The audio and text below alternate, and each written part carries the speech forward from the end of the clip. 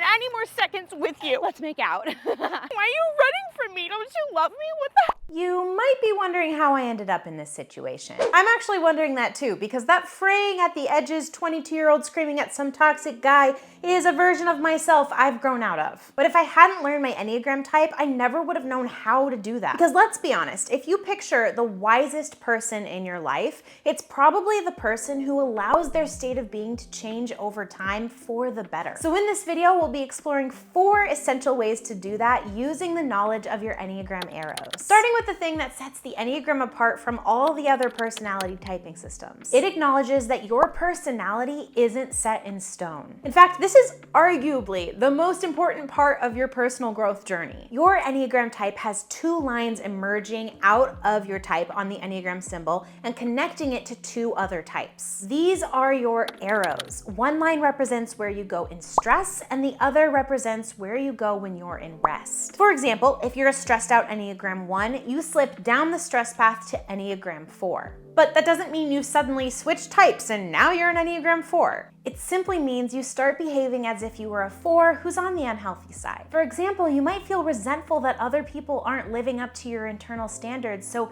you sink into melancholy. But, and this is the crazy cool thing about the Enneagram, there is a way for you to stop that stress cycle before it gets too bad.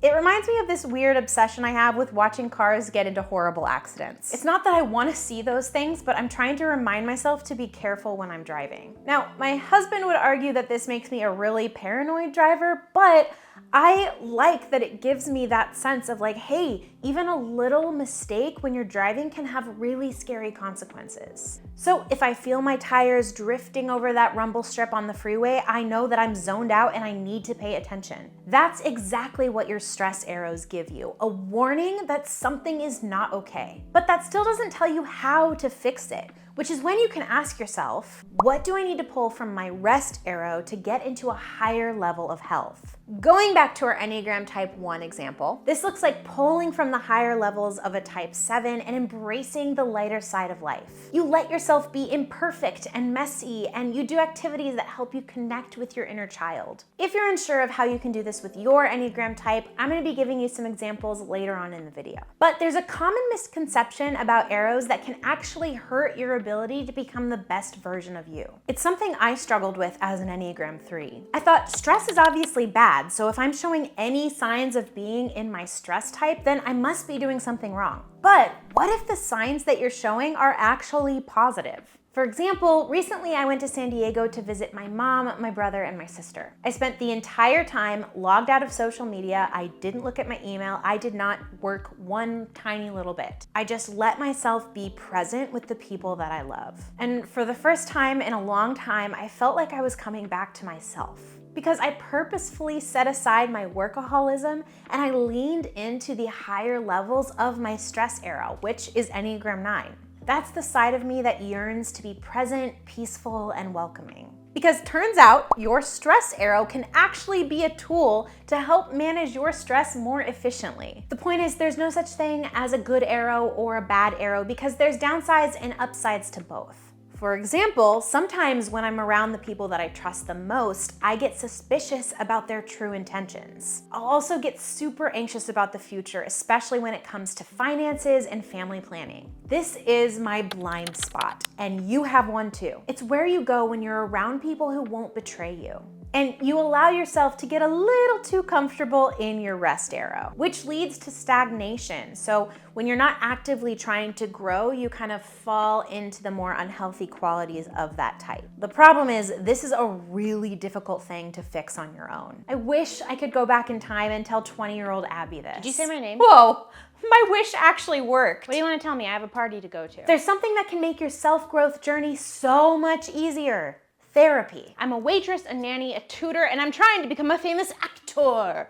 I don't have time for therapy. Actually, you do, with the sponsor of today's video, BetterHelp. It connects you with a licensed therapist who's trained to listen and give you unbiased advice. You'll be able to schedule therapy sessions at a time that's convenient for you, so you can keep doing your 35 side hustles. Plus, I have a special link that gets you 10% off your first month of BetterHelp. But I get so anxious talking to people about my feelings. Trust me, you're not alone, all right? Starting therapy can be hard, and a lot of people struggle with those face-to-face interactions. But with BetterHelp, you can have your therapy sessions through video chat, through phone calls, or even through messaging, just whatever is the most comfortable version for you. But wouldn't my time be better spent elsewhere, like actually working towards my goals? I know for a fact you spend hours in the gym every week, so why not do the same thing for your mind? I hadn't thought of it that way. And BetterHelp can match you to over one of 30,000 therapists in their network, which can give you access to a wider range of expertise that may not be available in your area. Okay, so how do I start? Just fill out a questionnaire to figure out your specific needs, and then you'll get matched with a therapist in most cases in 48 hours or less. If the therapist you're matched with isn't the right fit, which by the way is super common when you're first starting therapy, you can easily switch to a new therapist at no additional cost without stressing about insurance and who's in your network and anything like that. Over 4 million people have used BetterHelp to start living a happier, healthier life. And Abby, I want you to be a part of that. I'll go to therapy, but I'm also gonna be slathering on sunscreen because your skin looks like a withered old batwing. Okay. If you think you might benefit from therapy, I would consider BetterHelp. Click the link in the description or visit betterhelp.com/Abbey Howe. Not only does clicking that link help support this channel, but it also gives you 10% off your first month so you can match with a therapist and see if it's a good fit for you. But even if you're going to therapy, it can still be hard to know exactly how to grow into the best parts of you, which is why I'm gonna give you specific examples of how to use your Enneagram arrows to be a better, healthier person. Starting with Enneagram 9. Your stress arrow goes to type 6. You procrastinate on your responsibilities and you struggle to stay focused and present. When you see these signs in yourself, lean into the high side of type 3. Take time to actually think about what you want and how you want to achieve it. You have the ability to tap into a 3's proactive nature and achieve your goals. Next up is Enneagram 8. Your stress arrow goes to type 5. You detach and withdraw from the world. You feel like you can only rely on yourself. That's when you tap into your rest arrow, type 2.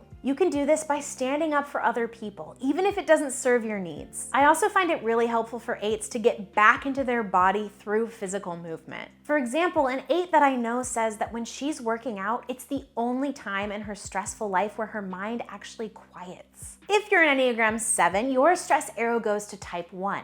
You build up walls and rules, and your inner perfectionist comes out in full force. To relieve this stress, look to your rest arrow, type 5. Founder of Enneagram and Coffee, Sarah Jane Case, who happens to be a type 7, says that she does this by taking time to research things she cares about. You can also build in intentional rest in your daily routine, leaning into the groundedness that 5s offer the world. Next up is Enneagram 6. Your stress arrow goes to type 3. This looks like stressing about your image and overanalyzing interactions with other people. You also become extra competitive, so maybe avoid the board games. This is your warning sign to lean into your rest arrow, which is type 9, to prioritize slowing down and taking care of yourself. Which brings us to Enneagram 5. When you're stressed, you go to the unhealthy traits of Enneagram 7. Your mind is on overdrive and you find it hard to focus. Your plate becomes overloaded as you take on new tasks and projects. When you notice yourself feeling this way, channel the healthier qualities of your rest arrow, type 8. Get active, exercising your brain and your body, and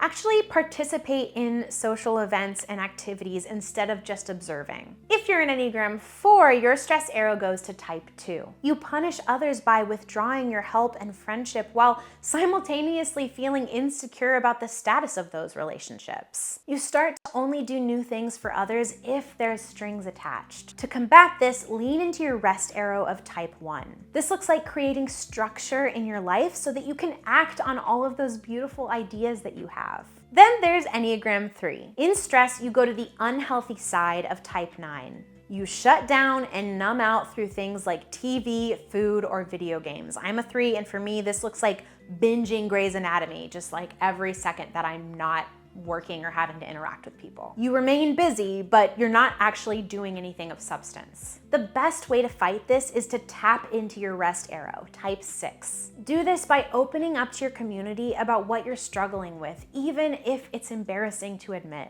By letting yourself be vulnerable, you're providing space for others to step in and support you. Next is Enneagram 2. Your stress arrow goes to type 8. You're angry and irritable, and you blame other people for what's going wrong. But when you feel these warning signs, you can pull into the high side of your rest arrow, type 4. Stop and think, why am I helping this person?